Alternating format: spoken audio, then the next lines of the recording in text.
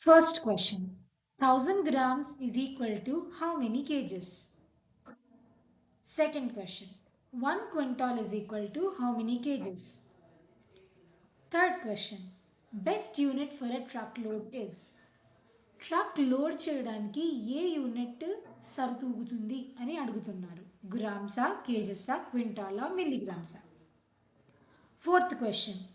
If one bag is 50 kgs, then 20 such bags weigh.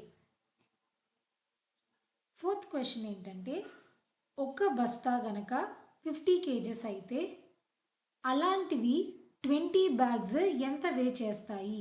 So మీరు total weight కనుక్కొని ఇక్కడ mention చేయాలన్నమాట. Fifth question 3 kgs 500 grams equal to 3 kgs 500 grams యొక్క equal quantity గ్రామ్స్లో మీరు ఇక్కడ mention చేయాలి.